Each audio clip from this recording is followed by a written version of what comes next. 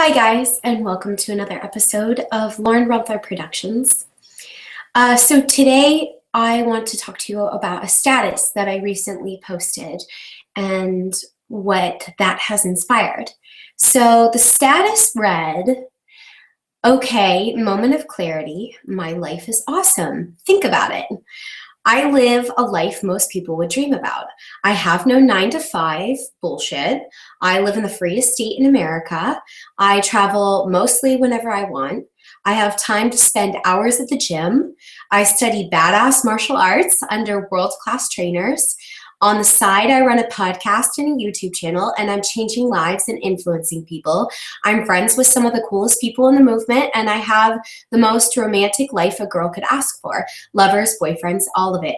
And I never worry about money, and I'm sitting with a copy of a Cards Against Humanity card, Libertarian Edition. This is actually about me. I have my own fucking CAH card, Cards Against Humanity card. That's crazy. How could I complain? I got nothing more now than I've got nothing anymore now that I am achieving my weight goals. Hashtag what else could go right?" So while this may seem like an intro where I'm bragging, and yes, the status was a little bit of a brag, but it was mainly like a reality check to myself because I spend a lot of time being really hard on myself. I'm somebody that's kind of a perfectionist and wants to achieve everything. Note how I've obsessively gone after my weight goals, given up my podcast temporarily and my YouTube channel. And it's all because I wanted to get to this part of my life. And I apologize in advance if I get a little bit emotional because it has been a very big journey for me. And so the response to this status, I was surprised. I actually thought a lot of people would be like, "Oh, stop bragging about your life, blah, blah, blah, blah. Can't be that great." Actually, the response was, "How do you do it?" So I wanted to take a few minutes and talk about how I do it because so many people were interested in knowing. And I really do believe that I live a life that a lot of people would be jealous of. And that's not to say that I've just got it all figured out, but that I've looked at the goals that I had for my life and I just decided to do them. So really where I want to start is I feel like that song, Fight Song, if you haven't heard it, it's really, really great. I actually feel like when I listen to it, not only do I feel like I suddenly have superpowers, that song is so effective, but I also feel like that song was actually written about my life. So it's actually been 2 years since, almost 2 years. On August 1st, it will be my second year porkiversary, which is the second year that I've lived in the Shire. So I've lived here for 2 years. I left my home. I left everything that I knew. I picked up my life by myself and moved out here. And it was the scariest and hardest decision I ever made. But I do want to start a little bit before that because there were some integral points. Now, many of you are aware of my Objectivist Girl channel and the story that I told about picking up Rand, reading Anthem, being given Anthem by a journalism professor. And I read this book and it opened my mind to the idea that I'm not just an okay person and I should just tolerate myself. I'm a great person. I'm an amazing person. And everybody is amazing. It's just that they haven't discovered the amazing inside of them. And that's why I still have hope for the future of humanity because I think that people deep down are incredible, amazing people. So I guess that transformation for me in accepting myself plays a big part in the person that I've become. So before that, I was extremely emotional. I had a very difficult time dealing with just even the smallest thing. I remember one time I called my mother when I got to college because I didn't know how to use a washing machine. I was in college and I'd never used a washing machine. She didn't want me to use it. She would always do my laundry. And I got there and I didn't know how to use it. So after like about 2 seconds of freaking out, I called my mom crying in the laundry room, begging her to explain to me how it is that people use this thing. So needless to say, I was a complete wreck. I couldn't walk around at night on campus by myself because I was afraid of people attacking me, which is, in hindsight, not as ridiculous as I once thought. Pretty ridiculous, but there was actually a lot of attacks on campus. Ball State is not exactly the safest campus, and there were actually people that got attacked, and I didn't know how to defend myself at the time. Now, there's been a lot of issues that I've had in my life personally that I fought through that have made me stronger and tougher and really, really, really super independent. And instead of looking at those things as negative things, I've tried to turn them into a positive and look at them as it's character building. And so, and I don't want to get too deep into that because it's very, very personal and very, very private. There are people that will watch this video that know exactly what I'm talking about, but I have dealt with a lot of things in my life. And so it's all kind of pushed me to this point where I decided that my biggest goal that I've ever had, to lose weight and to look the way that I want to look and feel the way that I want to feel, has finally come to culmination. I'm there. I've decided to push further and go beyond my original goal. But goals change and they evolve. Really, they evolve, and good goals evolve. And so it's kind of come to this point where I'm finally exactly the person that I wanted to be and that I've always wanted to be. And so I thought that I would come and talk about how I became that person. So one of the big ones that people asked about was, how do I travel so much? And there's a song by Regina Spektor, little boxes on the hillside, little boxes full of ticky-tacky, little boxes, da-da-da-da, and they all look just the same. And I think that song really made a huge impression on me when I heard it and got really into Regina Spektor. And that was actually after I read Atlas Shrugged and read all of Ayn Rand's philosophy. And it made an impact on me that everybody lives these little standard lives and nobody ever really steps outside the little ticky-tacky boxes. So what I did was step outside the ticky-tacky box. I never lived a conventional life.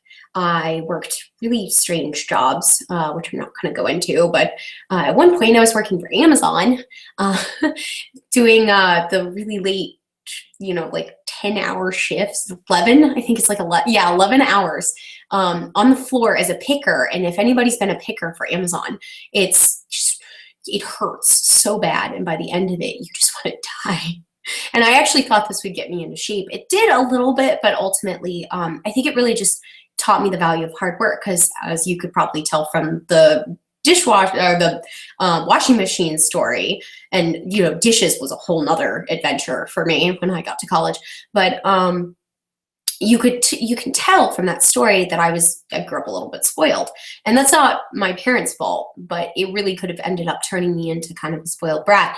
And thank goodness that I found Ayn Rand and decided to push myself to be more than just, a spoiled brat. Because I kind of was before. And so this story is really fun to tell. But a lot of people ask me how it is that I travel. And it's really just that what I do is I take a month and I just go, okay, I want to travel. And so I'll spend all the money for that month on this trip, and I'll just, even if I have to use my credit card, and I just go on this trip. Because oftentimes when I get invited to events, I'm not really a huge YouTuber. So when I get invited to events, it's kind of an afterthought, like, oh, we should invite Objectivist Girl. So when I get invited, it's normally very last minute. So I'll just fly out, I'll go, and then the next month I don't go anywhere. And if that happens 2 months in a row, I have to start budgeting and thinking about it, which often happens in January and February with ISFLC and Acapulco. There's a lot going on. But what I do is I spend the next few months hopefully paying off things, not going to places, not eating out. When I see my friends, I invite them over. I may go get coffee with friends, which is really relatively cheap. And so I don't spend it on little tiny events. And that's really the problem that a lot of people make, in my opinion, is that people want these grand adventures, but they instead compensate for not being able to have those great adventures by going on little adventures here and there throughout the month to try and make it feel like they have this great life, when in reality they want a grand adventure to go somewhere. And so I've given up the dream of the big house and the nice car and all of those things so that I could have a life where I get to see the world. And I feel like that's more fulfilling to me. Now, I realize not everybody is that way. I realize that this is not the dream. It's, my dream. And if you have that dream, this is an option and an avenue for you.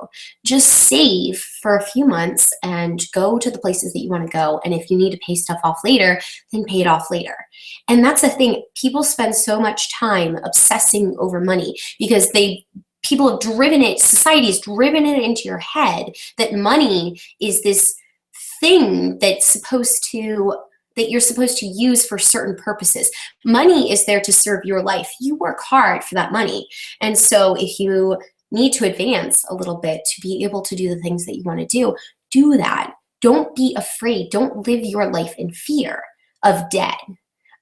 Debt and poverty, having lived out of my car for 3 weeks in order to get my job at the Atlas Society. I lived out of my car for 3 weeks, and it was not nearly as bad as I thought it was going to be. And growing up as a princess, you would think that it would be more of a struggle. But if you have a strong mind, which is the foundation that objectivism will build you with, you start to see that you don't need to go with the version that society has picked out for you for your life. You can kind of work between the lines and figure out what you want for your life. And so that's an option for a lot of people that people don't consider. And yeah, you might not be able to go to like Paris or, New Zealand, but there's ways that you can make that work. And I know people that have almost no money, less money than I do, that are able to travel to these amazing places. And these are people that I talk to, people like Joby Weeks, even though he has money, is able to travel the world. And there's several other friends of mine that have very little, that are still able to go wherever they please. And I'm learning and growing and evolving this new idea. But so far, I've not been denied going to any place that I've wanted or needed to go so far, because of money.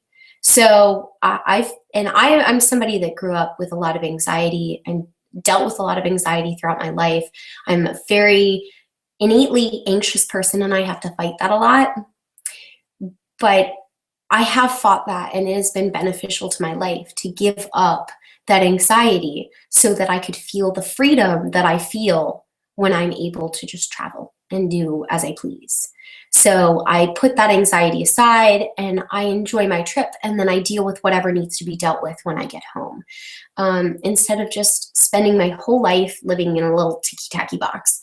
So, if you give up those luxuries like the shopping and the going out to dinner and all of those other things, you can have so many incredible life experiences. Once I stopped spending all my money on clothes or, extravagant meals or whatever, and just started like eating eggs and meat and vegetables and eating better, and that's one of the things I'll talk about is you can do that fairly cheaply if you find the right places. There's a place in New Hampshire that actually sells meat in big bulk, and I buy a lot of meat in bulk, so that I don't have to spend as much money, and it lasts me forever. Just put it in the freezer, lasts forever. And so that's one of the things that I wanted to talk about that a lot of people asked. And so I hope that answers the question. If you guys have questions for me after this video, just either private message me or just leave it in the comments section. I'm happy to answer any questions. So the next thing is my non-9 to 5 bullshit. So I talked about how I don't have a 9 to 5 and I don't have to deal with that. And this is part of living out of my car for 3 weeks. I decided that I wanted a particular life.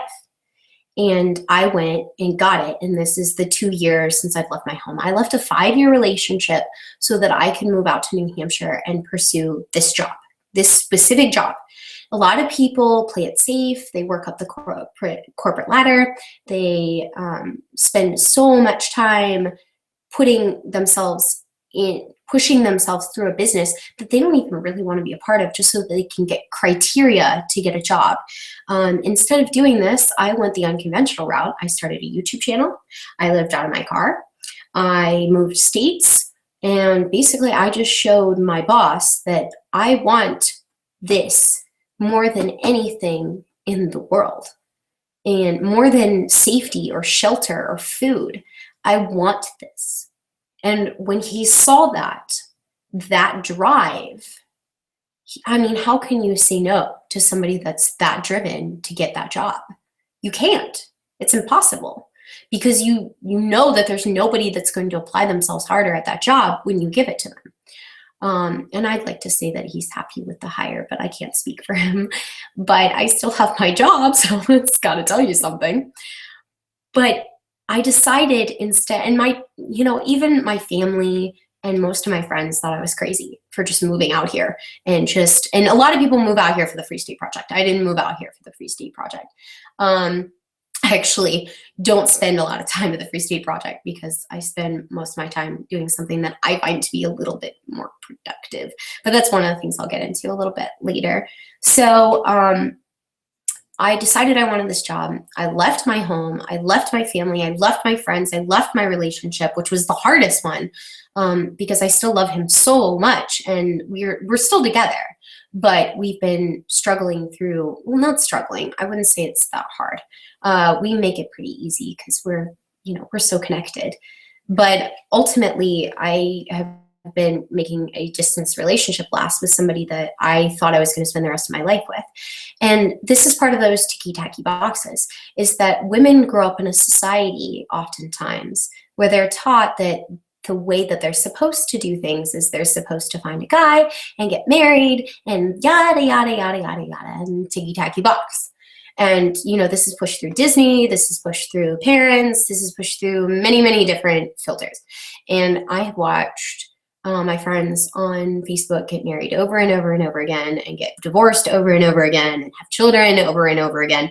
And I don't really know what the point was for me when I just decided I don't want any of that.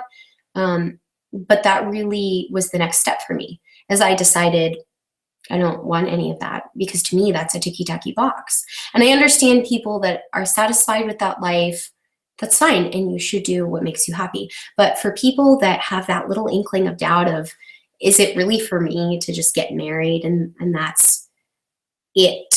And to me, that's looking at it as a just. That's the backup plan if things don't work out, is I'll get married and I'll have children and I'll raise a family. But for me, there's so much more calling me. I feel like there's a life out there that I am pursuing that I dream about all the time. And I feel like I finally have it. And it doesn't include children or marriage. I left all of that so that I could pursue this job, and I got hired. And my advice is to take the risk on the job that you want. If you push hard enough for anything, you will get it. You just have to know how to push. And it's about doing the research and putting in the time and, contacting the people that you want to talk to. Go unconventional. There's a woman online that did a rap video of Eminem's Lose Yourself in sign language. And she got hired by the job that she wanted because she went the unconventional route. She stood out. And so, these are all lessons for us that we only have so much time on earth. And if we're going to spend it in a 9 to 5 that we don't even enjoy, and I'm not saying 9 to 5s are bad. Some people love their 9 to 5. But if you hate your job, quit and go get something that you want. Now, that's a lot harder if you have a family or if you're married, which is why I normally advise people to get their career goals out of the way before they get married. But I guess that's, my decision and what I want for my life.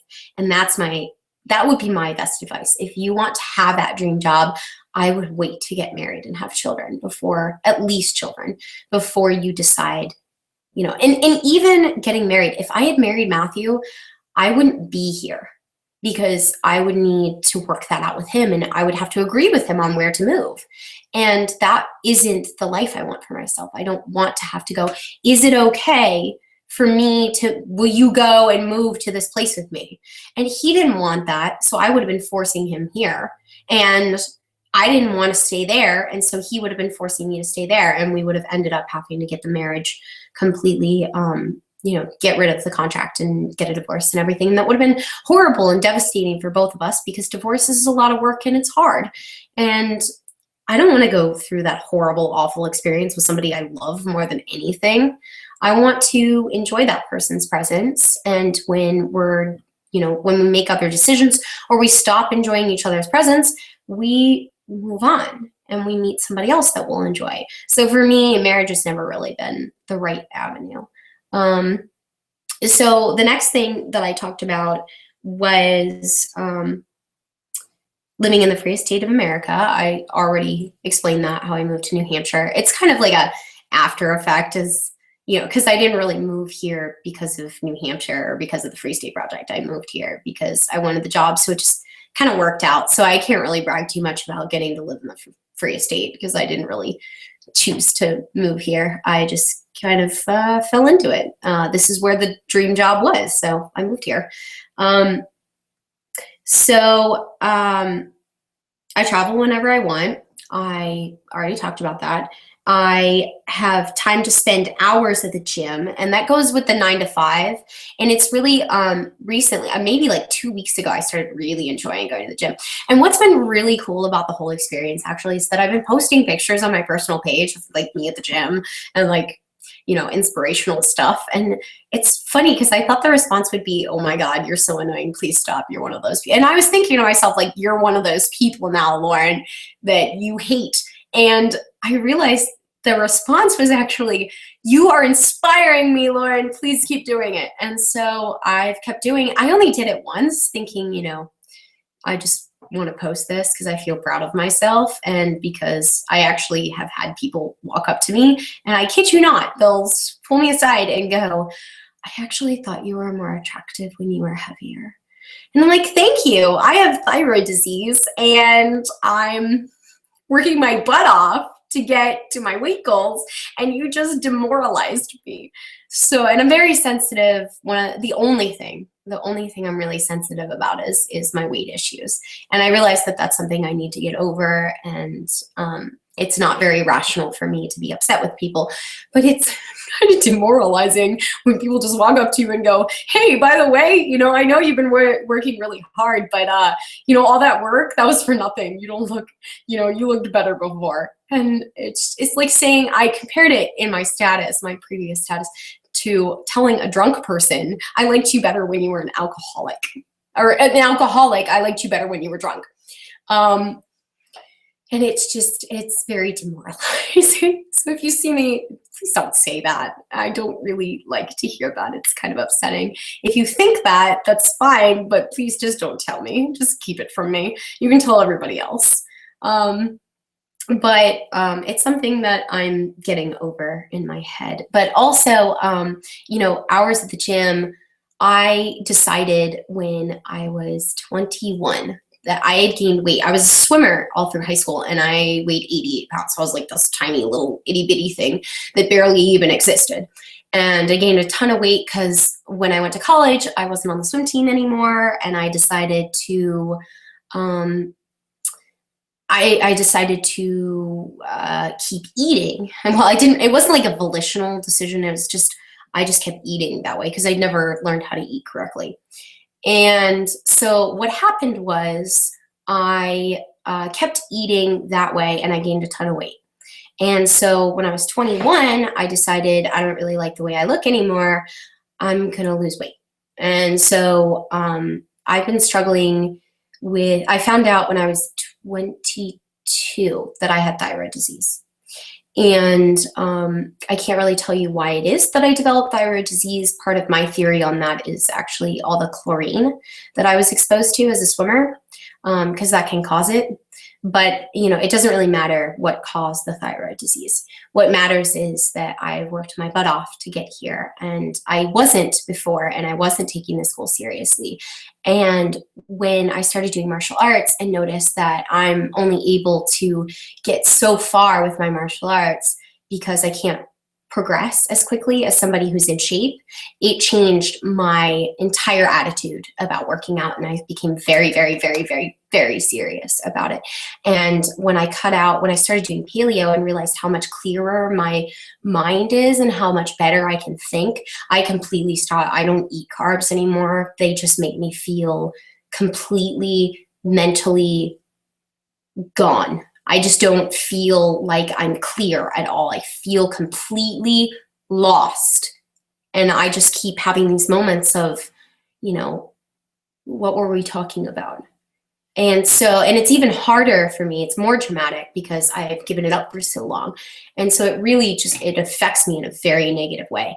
And so when I gave up carbs, I started to realize that, you know, I'd fought with attention deficit disorder for a lot of my life. And I realized that part of the problem is probably the carbs. We're feeding this to children, and then we're giving them ADD medicine to help them focus instead of taking away the carbs, which are not good for you. And because most parents follow the food pyramid. And the food pyramid says mostly carbs.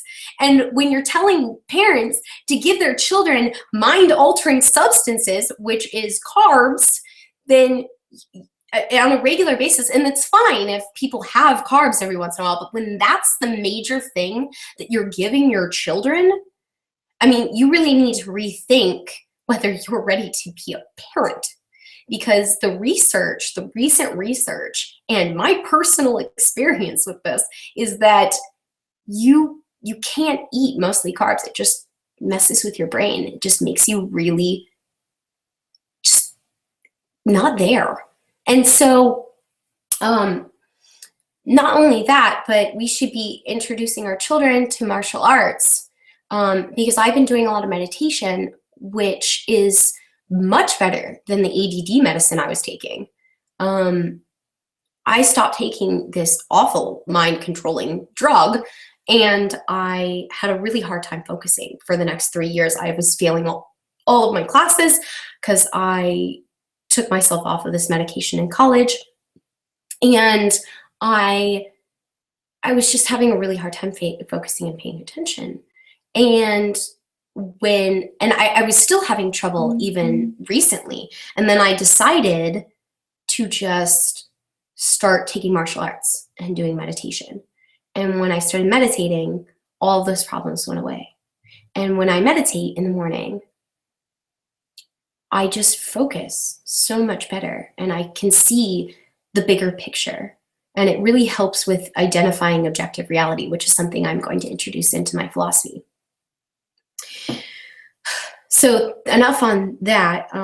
So that was how I started spending hours in the gym, and just I feel like clearer and like I can focus a lot better. And that was what keeps inspiring me to go, is that and the fight song. I listened to the fight song and I just want to go to the gym because it feels so awesome.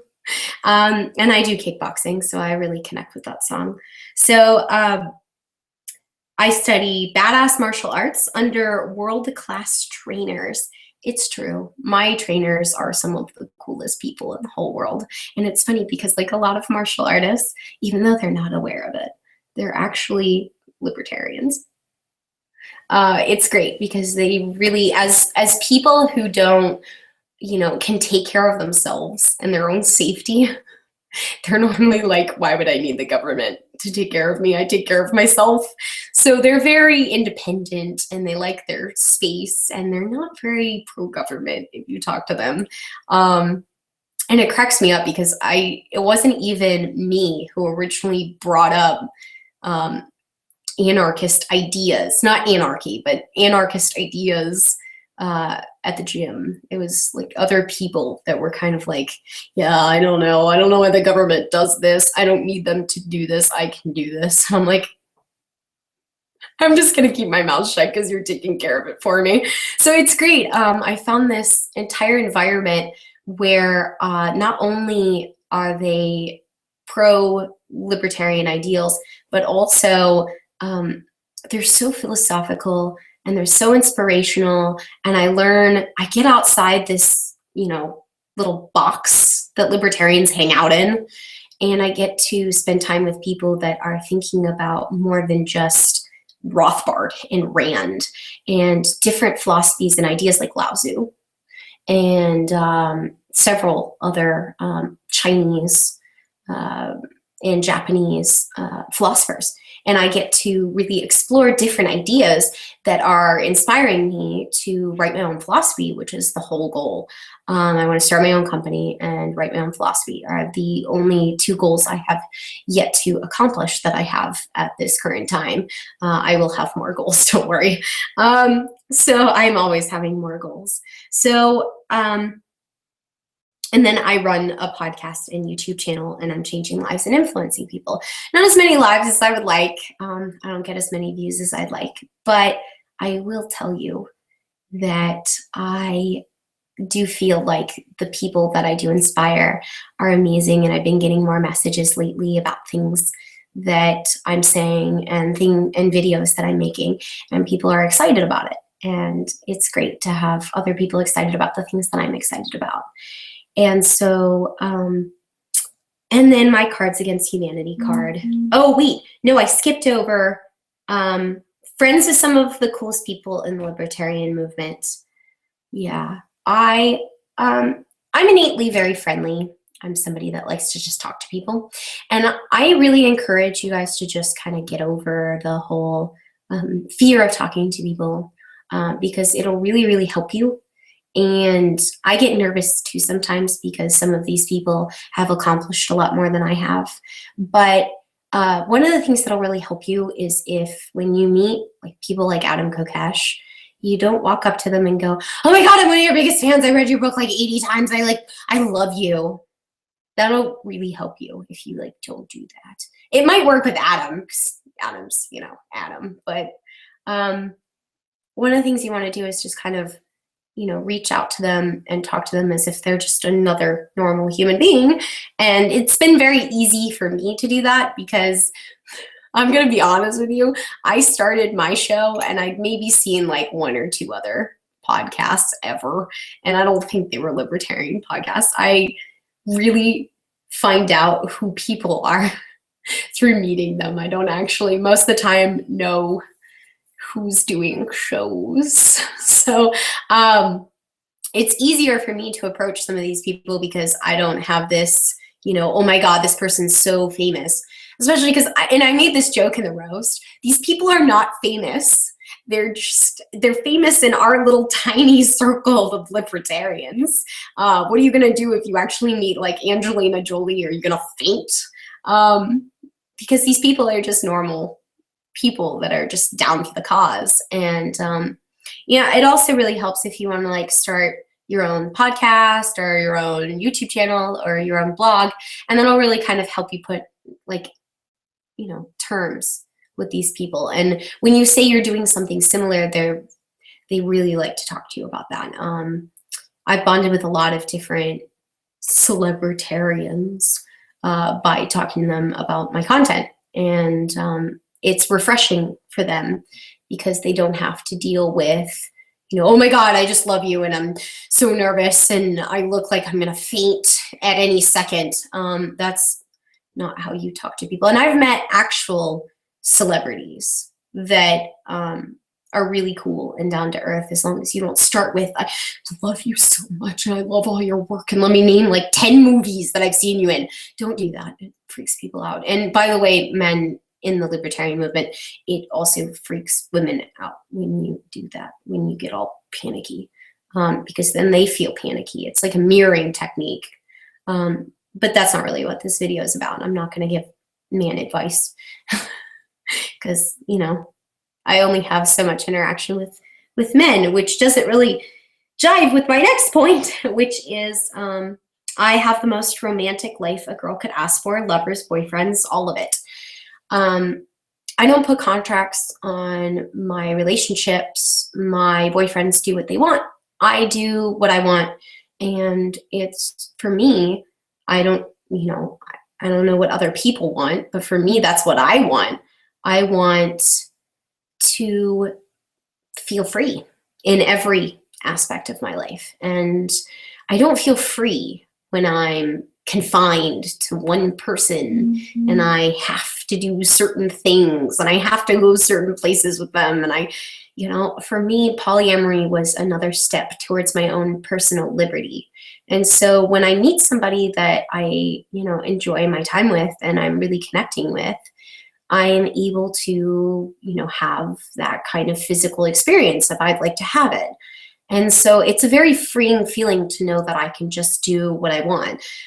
It's also freeing to know that I don't regret my decisions because I studied objectivism and because I care about reality even more than I care about reality. And I examine reality and I examine things before I just do them with logic and reason. I am able to say, is this a person that I'm going to be ashamed to have hooked up with later? Or is this somebody that I'm going to regret dating? And I'm most of the time able to answer that question with almost 100% certainty. I have a pretty good track record of being pretty good about not dating or hooking up with people that I later wish I hadn't done that. Every once in a while, somebody slips under my radar, but it's about being conscious of these things and not just going with some gut feeling, oh, this person is so attractive and so wonderful. It's about, you know, how do they treat you and how do they interact with you and how do they interact with you in front of other people? If they're proud to be seen with you, then that's a really good green flag. If they're pretending like they don't their friends, then they're probably big red flag. And so, you know, think about these things, guys. Don't make bad decisions. And if you want a life where you feel completely free to express yourself and to other people in any way that you see fit, then polyamory or an open relationship might just be for you. It's kind of great because I get to be both in a relationship and single all at the same time. And I'm not really sure why people are so against it, because I think it's extremely freeing. And that's why I talk about it in libertarian circles, because it's a group of people that want to be free. And if you want to be free, there's no better way to be free than to decide who you want to be with at any moment in time and not feel obligated to spend time with this one person because of some title, some made up concept and contract that you two have come up with. So that's one of the things. And then the only thing I have left is that I have a Cards Against Humanity card. And it's really funny. And I thought that I would end the video by telling you what it says. It says, objectivist girl subtly hints on live radio that she would like to have a four-way with Hank Rearden, John Galt, and Francisco d'Anconia. And I wouldn't say that it was subtly, and I wouldn't say that it was in any way untrue, because they are amazing. What it was I made a comment on Free Talk Live that I don't know why Dagny wasn't poly because it would have solved the whole problem. And she wouldn't have had to choose. And I've had people argue with me about this day and night, so don't bother commenting on the video. I've heard every single argument against it. So anyway, that really wraps up like where I am. And people really were interested in finding out how I'd gotten to the place I was and how I'd made these decisions. And I hope this has kind of helped clear some things up for some people, maybe inspired some people to take at least one of the paths that I've taken. And you don't need to take all of them. You just decide what you want to do and just do it. It's always worked for me. I have a roof over my head and I have 2 boyfriends who I love more than anything in the whole world. I travel and my life hasn't sucked, so I haven't screwed anything up royally. So, I mean, you can just go do it. I mean, especially if you're young. I'm 26. And if you're under 30 and you're not married and you don't have children, you can pretty much do anything you want. And, you know, barring like government restrictions, but we're working on that. So the point is, play your fight song and fight for what you want. Because when your powers are turned up and you're strong, you can be anything you want to be. And it is hard. It's really hard to leave home and feel scared, but it is worth every moment when you find that life that you've been longing for. So, knowledge is not for all men, but for those who seek it. So keep seeking and play your fight song.